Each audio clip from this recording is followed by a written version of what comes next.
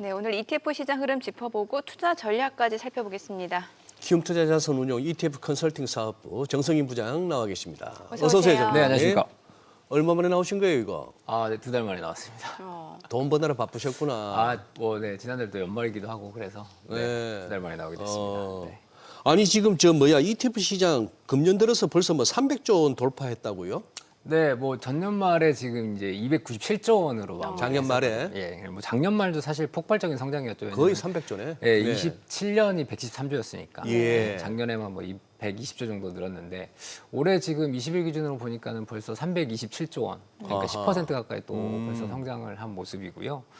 일단 지수가 너무 좋기 때문에 이런 부분들이 시장에 좀 반영이 되고 있는 것 같고요. 지금 상품 같은 경우에도 1063개 굉장히 많은 숫자를 기록을 하고 있습니다. 그래서 ETF 시장의 성장은 계속해서 좀 진행이 되고 있는데 일단은 그 상품군이 좀 굉장히 많아졌고 그리고 기존의 ETF가 갖고 있는 특징이라고 말할 수 있는 투자 편의성이나 황금성 이런 부분들이 이제 투자자분들의 선택을 받기도 했고 지수 랠리에 또 영향을 받아서 일단 폭발적인 좀 성장이 되고 있다고 저희는 생각을 하고 있고 어찌됐든 간에 지금 지적적 리스크가 또 갑자기 어제까지도 얘기가 나오다가 오늘 네. 갑자기 또 없어지는 얘기긴 합니다만은 그럼에도 불구하고 이제 국내 증시 자체가 반도체, 원전, 로봇 할 거 없이 굉장히 좋은 상황이다 보니까 이런 ETF들의 가격 상승까지 이어지면서 ETF는 기본적으로 주식들의 가격이 올라가면 ETF 시장 자체도 커지는 효과거든요. 이게 이제 시가 평가기 때문에 네.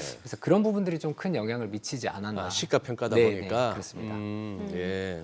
아니, 한동안은 또 패시브 쪽 ETF 많이들 관심 갖고 계시는 것 같은데 요즘엔 또 액티브 쪽으로 관심을 많이 갖고 계신다면서요?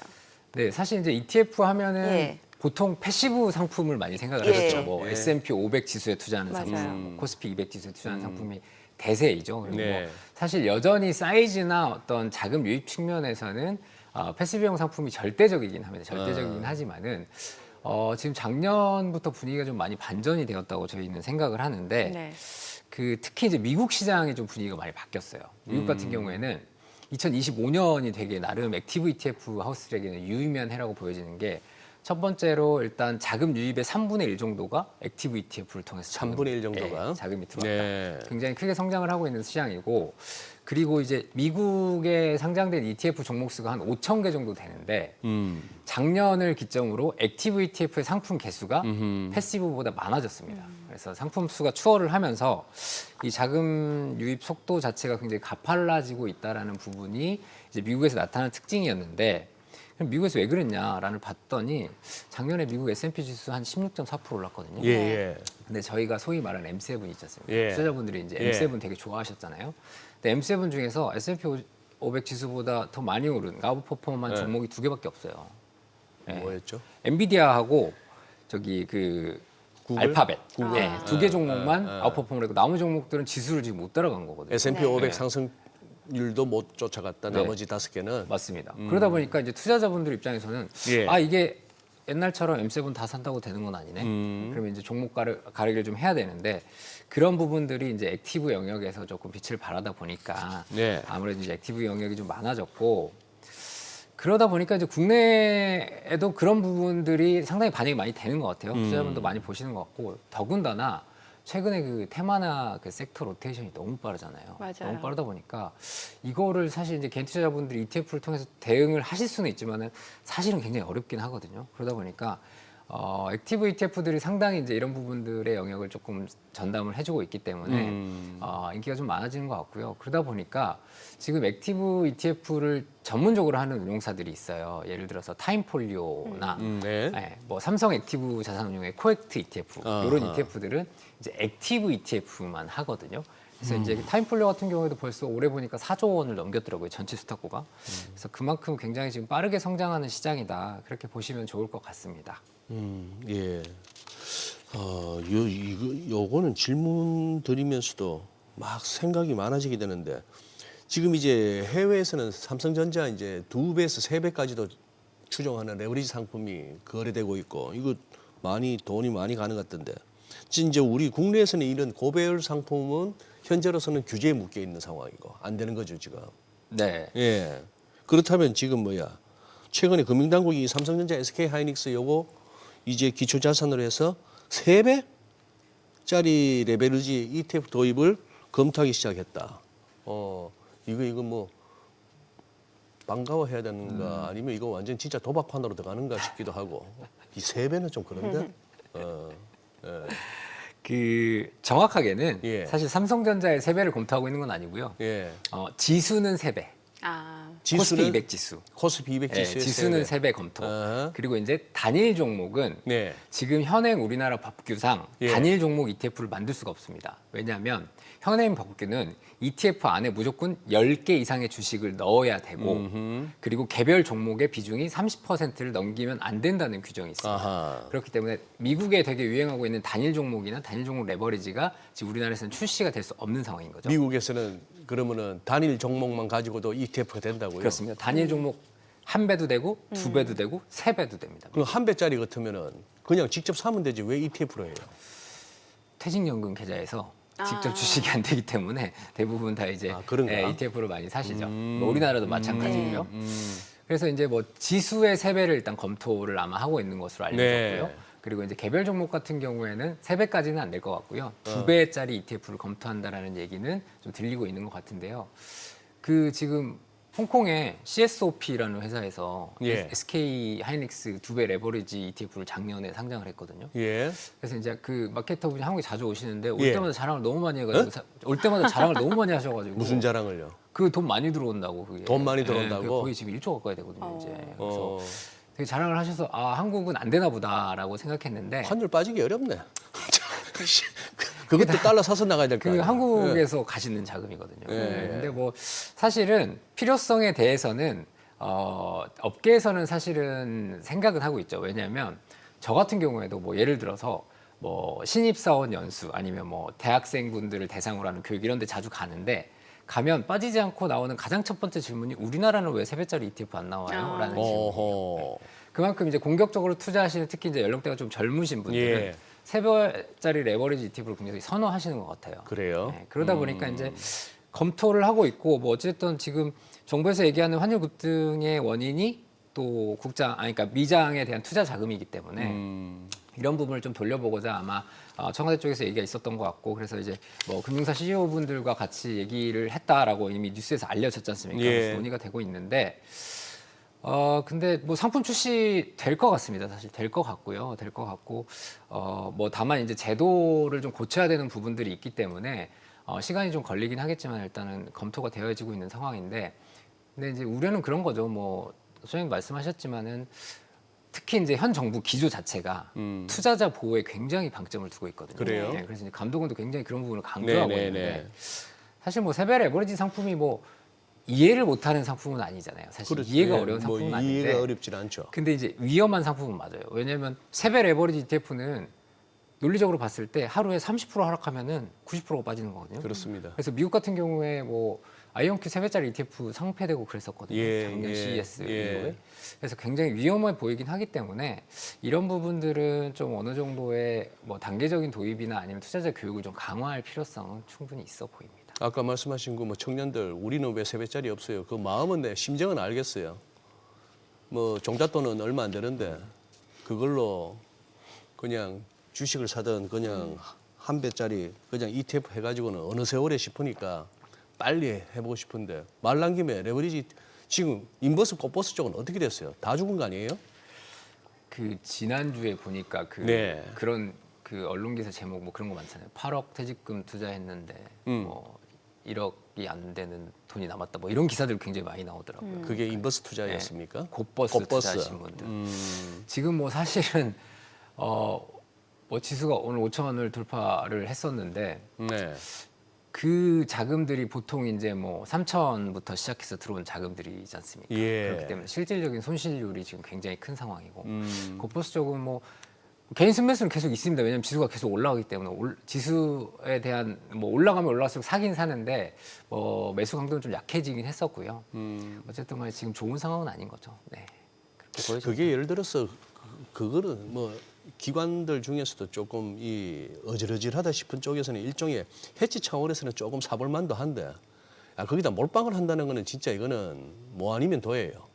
그렇죠. 그게 이제 선물을 상방이든 하방이든 레버리지를 쓰면서 몰빵을 한다는 거는 그러니까 말씀하신 대로 선물을 못 쓰시는 기관들은 실질적으로 해지 목적으로 인버스나 인버스 네네. 레버리지를 사시거든요. 예. 근데 이제 투자 수익을 목적으로 사시는 건 사실 위험해 보이긴 합니다. 네. 오늘은 현대차 그룹주들 좀 차익 실현 물량이 나오면서 상승폭이 좀 축소되긴 합니다만 최근에 또 핫했던 쪽이 현대차 그룹주. 이게 로봇 섹터, 피지컬 AI 모멘텀 때문에 이제 뭔가 좀 투자자들 관심을 받고 있는 상황인데 그러면은 ETF 쪽도 이쪽 피지컬 AI 관련 쪽으로 관심 많으실 것 같거든요. 네, 뭐 상품이 이미 많이 나와 예. 있고요. 그리고 이제 특히 휴머노이드 로봇 쪽은 지금 기존에 이제 작년에 뭐 글로벌적으로 상품들이 꽤 나왔었어요. 그래서 네. 뭐 한국도 2개가 나왔었고, 뭐 중국 2개, 미국 2개 이렇게 사이좋게 나왔었는데 네. 사실 이 시각 현 시점에서 가장 핫한 ETF 상품이라고 하면 안타깝게도 저희 회사 상품은 아니고 그 미래에셋 자산운용의 타이거 코리아 휴머노이드 액티브 휴머노이드 로봇 산업 ETF거든요. 그래요? 그래서 이게 지금 1월 6일에 상장했는데 벌써 한 3,500억 됐더라고요. 한 10영업일 됐는데. 그래서 굉장히 투자 자금이 많이 몰리고 있고 이제 이 자금들이 사실 이제 주식시장을 흘러들다 보니까 네. 사실 많이 오르고 있지만 부정적인 효과도 있어요. 지금 보시면 일주일 수익률 32%거든요. 예. 근데 보시면은 여기 ETF에 뭐 레인보우 로보틱스나 뉴로메카 뭐 두산 로보틱스 이런 거 들어가 있거든요. 예. 비중이 10%씩 들어가 있어요. 그러다 보니까 이게 기계적 매수가 좀 일어날 수밖에 없거든요. 네. 그래서 상당히 좀 위험한 부분도 없지 않아 있지만 어찌됐든 간에 지금 ETF 관련된 상품들에는 굉장히 많은 자금들이 몰리고 있다. 특히 이제 현대차의 아틀라스 이슈로 인해서 더 많은 자금들이 좀 모이고 있는데 누가 그런 질문 하시더라고요. 그러면은 현대차 계열사 많이 들어가 있는 로봇 ETF 사면 되는 거 아니야? 라고 얘기를 하시더라고요. 예. 근데 대부분의 ETF들이 패시브형 ETF다 보니까 사후에 종목을 편입해요. 그러다 보니까 대부분 현대차 계열사들은 안 들어가 있습니다. 지금. 네. 그렇기 때문에 그런 부분을 좀 유념해서 봐주시면 좋을 것 같다는 생각이 듭니다. 예. 아유, 지금 지수가 예. 오늘 같은 날은 뭐 변동성이 클 수밖에 없는 날은 맞는데 다시 또 지금 4,978. 자, 아니 그럼 또 2달 만에 나오셨는데 그래도 키움 상품 하나 보고 가고 싶네요. 뭐 에너지 관련해서 하나 나왔네요. 네, 뭐 사실 이제 네. 지정학적 리스크 커질 때마다 에너지 관련된 상품들 좀 주목을 받긴 하지 않습니까? 네. 특히 이제 베네수엘라 사태가 터지면서 그렇습니다. 예. 원유에 대한 관심들이 또 있으신데 그 원유 같은 경우에는 보시면은 보통 생각하시는 게 이제 원유 선물 ETF 많이 하셨었거든요. 네. 과거에 네. 많이 하셨었는데 그 코로나 때 원유 선물 가격이 마이너스 한번 찍으면서 굉장히 큰 이슈가 됐었고 뭐 소송으로까지 번지는 비화가 있었는데 이제 그런 부분들을 좀 해소하고자 미국의 대형 에너지 기업들이 보통 이제 원유 가격과 주가 흐름이 거의 일맥상통하거든요. 그러다 대형 보니까 에너지 예. 뭐 엑슨모빌이나 이런 엑슨모빌, 쉐브론 같은 이런 기업들. 데도요? 네. 그래서 아, 이제 그런 예. 기업들을 투자함으로써 뭐 원유에 직접 투자하는 건 아니지만은 이 에너지에 투자하는 효과를 불러일으키는 상품 예. 네, 저희가 이제 가지고 있고 그래서 뭐 키움 미국 원유 에너지 기업이라는 ETF인데 예. 국내에는 뭐 이 원유 에너지 기업에 현물로 투자하는 현물 주식에 투자하는 유일한 상품이고요. 보시면은 방금 말씀하신 뭐 엑슨모빌이나 쉐브론 같은 기업들이 또 미국에서는 대표적인 고배당 주식들이에요. 고배당. 네, 그래서 보면은 배당 수익률이 과거 5년 기준으로 봤을 때 한 4% 정도 나오고 있기 때문에 뭐 합성형이나 선물형 대비했을 때 뭐 실질적으로 배당 수익까지 얻어가실 수 있기 때문에 이렇게 에너지 가격이 좀 움직인다거나 뭐 진화학적 리스크가 좀 부각되는 시점에는 눈여겨 보시면 좋을 것 같다라는 생각이 듭니다. 그리고 요즘에 또 금값 지금 온수당 4,800달러 넘어섰죠. 네, 그렇습니다. 지금 엄청 사상 최고치, 뭐 은 가격도 마찬가지고 이 관련 ETF들도 관심 많을 것 같아요.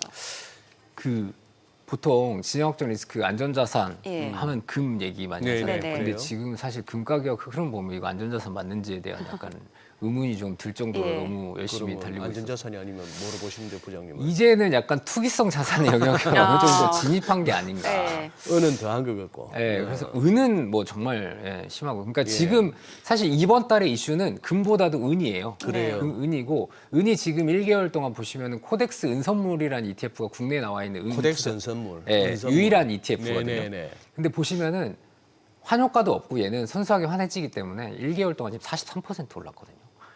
그래서 이제 뭐 은 곧 100불 도달하지 않습니까 지금 은 가격이. 그래서 굉장히 크게 오르는데 뭐 은 가격 오르는 이유는 뭐 여러 가지지 않습니까? 뭐 산업적인 측면이 가장 큰 것 같고요.